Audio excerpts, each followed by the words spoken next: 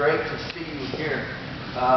Great to worship together, to be the body, the bride of Christ. I know some of you visit your home church and you're visiting with us today.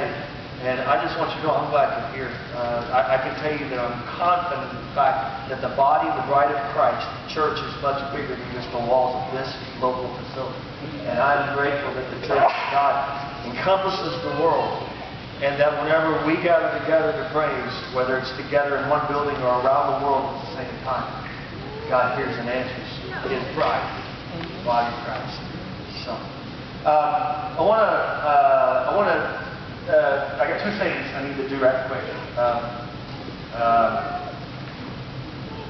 The first one is, last week, if you will remember, I almost forgot to give you opportunity to worship your tithes and offerings. Some of you are still laughing about that. And I've been taking cheap jabs all week. How can a preacher forget to take an offering? I don't know how I did it, but I did it. So we'd like to invite you now to go ahead and prepare to worship in this way. And so if our ushers will go ahead and prepare, that would be fantastic. Now, if you're visiting with us, I just want to say thank you for being here. This is an opportunity for this local body to worship in this way. That's a part of what the Scriptures instruct us to bring our tithes to the storehouse. And so that's a part of this story. Now, just so you know, I'm going to give the church an update right quick on where we are. We began a debt reduction campaign, a short-term debt reduction campaign back in November with the whole purpose of reducing our mortgage balance by about $26,000. And so just to give you a heads up, this is going to go through the end of August. Our current mortgage balance is $408,900, I believe it is, give or take, $600. And so we're just, the goal we have is to get below $400,000. And so we're coming. And I just want to say to the church, thank you. If we get there, then great. If we don't, I mean, there's not, okay, we don't. But it'll just help us. And I hope that that's what you're hearing communicated. That's what it will do. It will help us as we get ready to refinance. So that said, church, you've been updated, okay? You feel like an app, don't you? The app's been updated. Well, that was fun. Well, let's pray, shall we? Father God in heaven, you are good. You are good.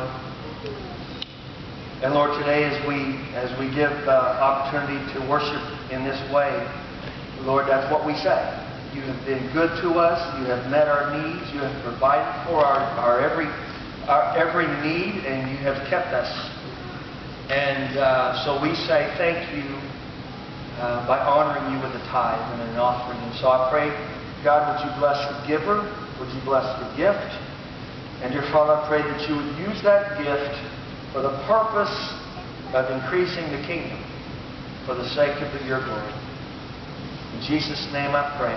Everybody said Amen. Amen. Got one more video for you to watch. I hope you'll enjoy it.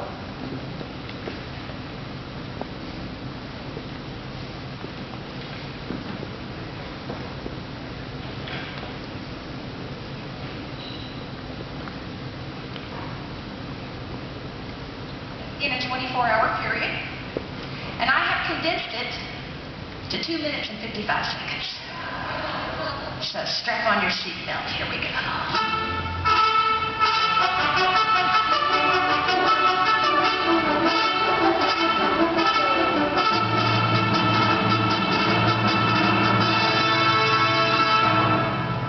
Get up now, get up out of bed. Wash your face, brush your teeth, comb your sleepy head. Rinse your clothes from your shoes, hear the words I said. Get up now, get up and make your bed. Are you hot? Are you cold? Are you wearing that? Where's your books and your lunch and homework at? Grab your coat and your gloves and your scarf and hat. Don't forget, we gotta feed the cat. You should break your snacks first time. Listen, and most importantly, I'll say goodbye to them so you will grow up one day to be easy talk. Remember, the Lord of God is always leading you right where you keep it. Don't forget your piano lesson. Mrs. Actor is me. Must play no shovel. She's lovely, but hurry. The bus is here. Be careful. Come back here. Did you wash behind your ears? Play outside, don't be broken. You just play fair. Be polite, make a friend. Don't forget to share. Work it out with your turn. Never take a dare. Get along. So let me come down there. Clean your room. Fold your clothes. Put your stuff away. I can have you and now do have all day. Were you born in a barn? Would you like some hay? Can you even hear a word I say?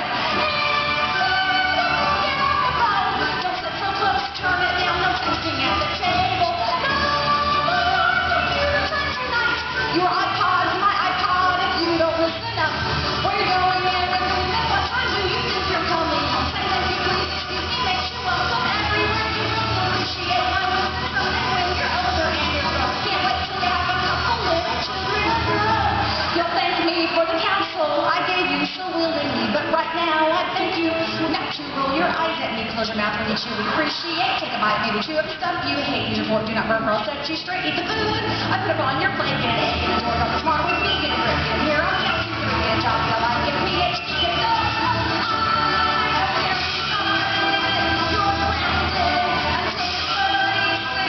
Get your story straight and tell the truth for once, for heaven's sake. And if all your friends jumped off a cliff, would you jump in? It was today, like I said, it's about the time before that. You act this way, it must be your policy. Look at me when I am talking, stand up straighter when you walk a place. For everything and everything must be in place. Stop crying or I'll give you something real to cry about. Wash your face with your PJs on, get ready to have your prayer with mom. Don't forget, I love you. And tomorrow we will do this all again because it won't return. You don't need the reason why. Because I said so, I said so, I said so, I said so. I'm the mom, the mom, the mom, the mom, the mom. Ta-da!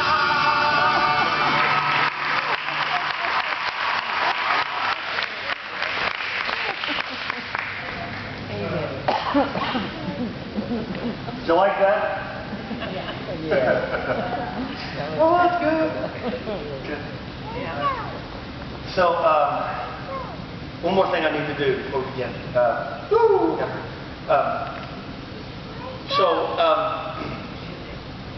Through SNU, college students have the opportunity to participate in what's called SIMS, Students in Mission. And they get to go on mission trips for different periods of time, 3 weeks, 4 weeks, 6 weeks, depends on where they're going.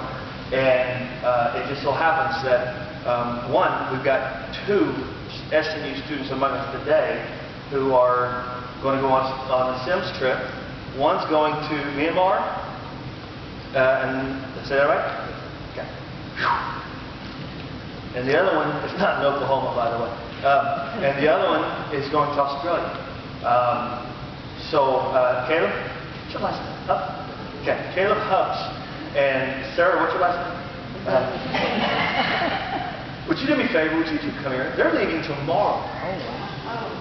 And so this is what I'd like to ask the church to do. Would you come and gather around? We just pray. Oh, y'all stand right here. Yeah. We're gonna pray for you guys and just give the people a chance to put hands on you and pray blessing. Is that okay? All right.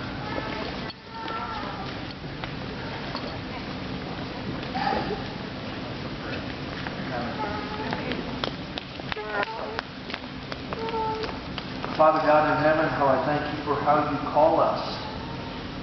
You call us to not only be your kid, to be a part of the body of Christ. You make available to us redemption through the blood of Christ. But Lord, you also call us and you empower us, dear Father, to be missional. And Father, this is a fantastic opportunity for Sarah and for Caleb, dear Father, to serve you in a short-term capacity. Lord, they get to go to another part of the world, and they get to be Jesus in skin to people they don't know. And Lord, there's going to be adventure, there's going to be some excitement, there's going to be probably some anxiety. Lord, there might be some fear. Lord, there might be threat. Lord, there might be illness. Lord, there's no telling what's to come. But Lord, I know that if you go with them, Lord, you'll keep them. I know that you'll protect them. I know that you will also put your hand upon them. You'll give them the words to say that's necessary. Lord, you give them the strength to do what is asked of them. And so, Lord, I pray, God, first and foremost, God, may they trust you with their life over the course of these next days, weeks, and a month or so. Lord, I pray that you give safe traveling mercies. We ask, dear Father, that you would bring them back with lots of stories. And Lord, may these stories, dear God, be fuel to empower others, dear Father, to be Jesus instead. Lord, I pray for the impact, not for Caleb and Sarah to have upon these people, but for you to have on these people through Caleb and Sarah. In Jesus' name I pray. And I thank you, Lord, for the willingness to come. Everybody said, Amen. Thank you, guys. Thank you, thank you, thank you.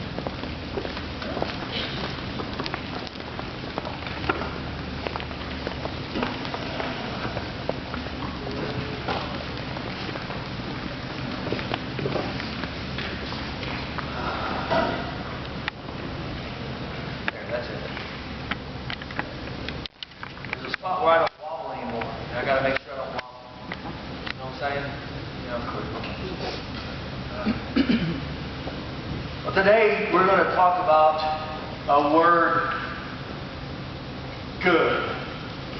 How many of you mamas have ever said, you better be good?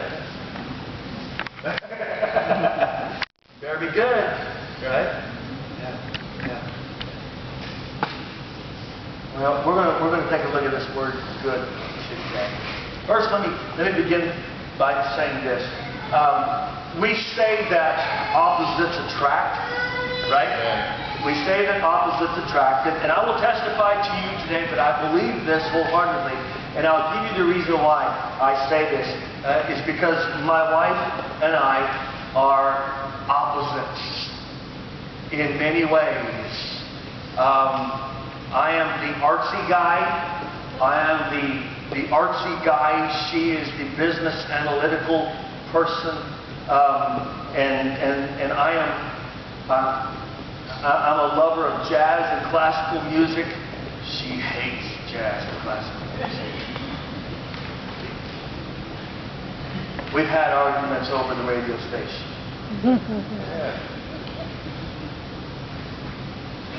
But there's another thing about us that I will tell you. People smarter than me will say that opposites attract because they find a value in that other person that they want to have in their own life. It's a characteristic maybe they don't have. For instance, a characteristic of me that my wife wanted but did not have, that she valued, was long legs. She wanted her children to have some height to them. She said, I want my children to be tall, and so I want my husband to have long legs to be tall himself.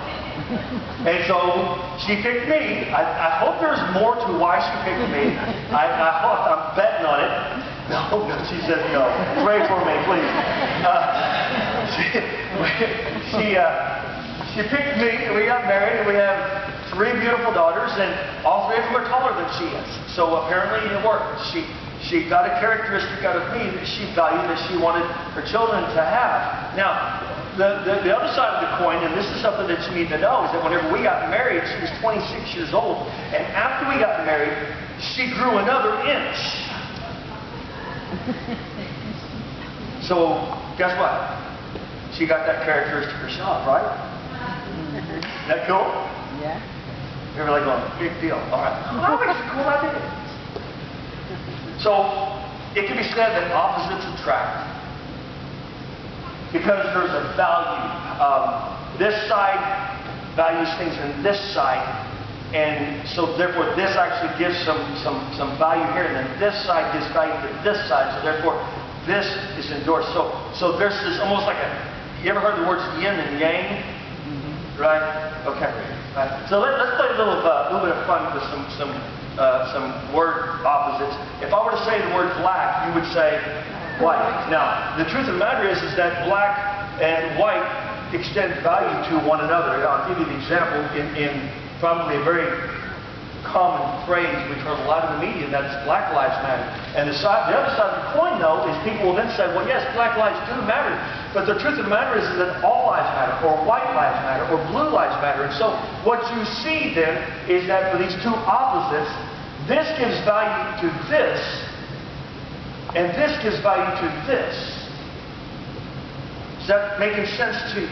Okay, so how about this? About man, Woman. woman. Right. So for man to exist, it has to give value to woman. For a woman to exist, she must give value to man. As soon as one of them goes away, the other one goes away, right? So there has to be a value that one gives to the other. Okay. One more and we're done. If I say the word bright, Wrong. Left. Right. Did anybody write draw or color? It's really funny how. Yeah, second plane. Yeah. So let's say directionally. Right, left. So right has value because if you go right and it's the wrong right, you have to go the other right? And left is the same way. Left actually gets its value because of right. And so that's what we have about opposites, is that one actually helps in determining the value of the other. And we know this about opposites, but you know, the truth of the matter is that not all opposites are actually opposite. Not all opposites are opposite. And this is what I mean, because one doesn't show value to the other. I'll give you an example. Darkness is not the opposite of light. Darkness is not the opposite of light. Darkness is the absence of light. We measure light by lumens, by candle power. You can measure brightness. I had a flashlight I was going to bring in. It's a 300 lumen flashlight. And for a flashlight this long, it's really stinking bright. And it's just amazing. We measure light.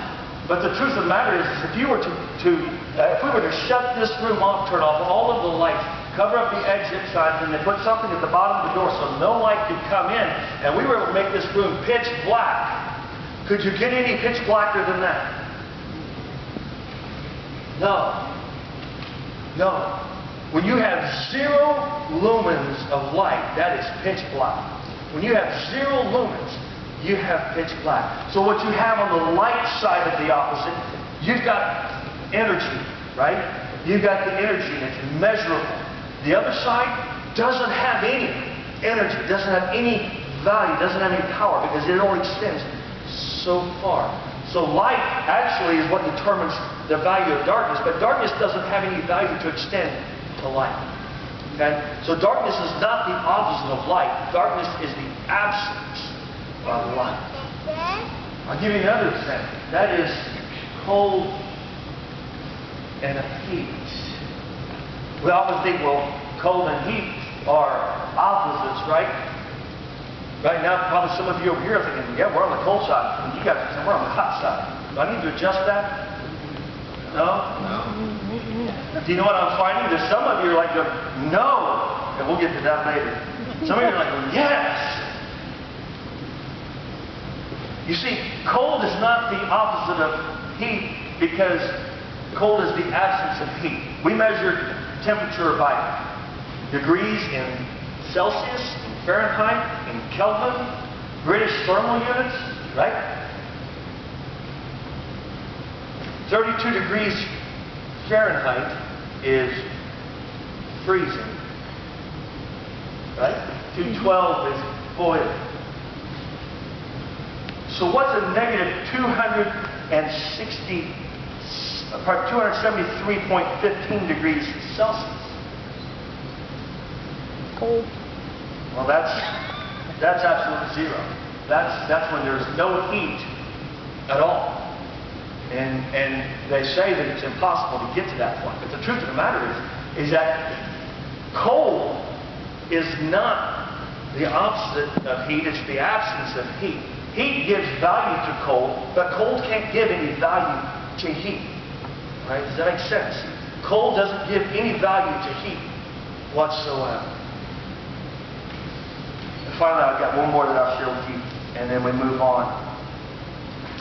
We oftentimes have heard that evil and good are opposites of each other, right? Evil is actually what you have left when there is no good. Evil is the absence of good. Sir Edmund Burke was an Irish statesman during the American Revolution who criticized the British taxation of the American colonies